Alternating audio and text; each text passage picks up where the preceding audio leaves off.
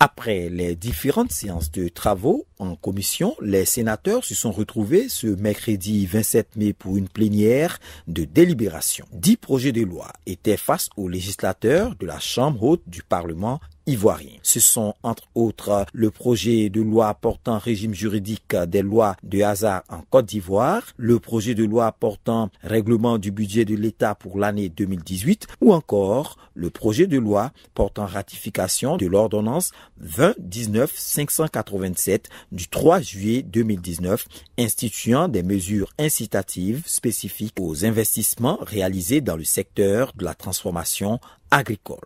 Présentation des rapports, débat et enfin vote. Aucun blocage sur les 10 projets de loi. Et tout ceci dans une ambiance de cordialité. Et nous disons que ce travail a été fait avec minutie.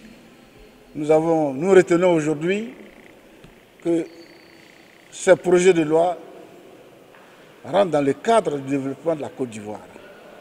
Je prends l'exemple de l'électricité, pour tous bien sûr. La Côte d'Ivoire est en progrès. Nous avons examiné 10 projets de loi concernant plusieurs domaines importants pour le développement de la nation.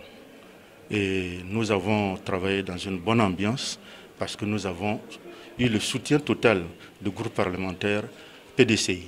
Nous saluons cela parce qu'au Sénat, nous travaillons dans une ambiance et nous avons décidé de privilégier l'intérêt national.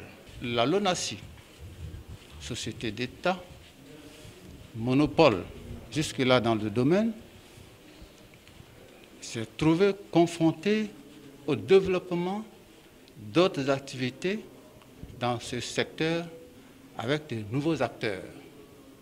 La conséquence de ce développement nouveau, c'est de faire perdre à l'État une manne fiscale, donc des ressources d'action, d'une part, et d'autre part, d'être un moyen de, j'allais dire, encourager la nébuleuse financière au service, peut-être, du terrorisme international.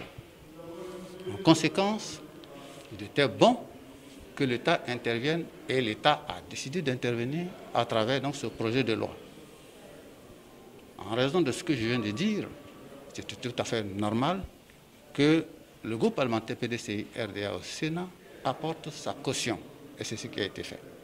Les travaux du Sénat pour la période d'avril à juin 2020 se poursuivent à la Fondation Félix Houphouët-Boigny de Yamoussoukro.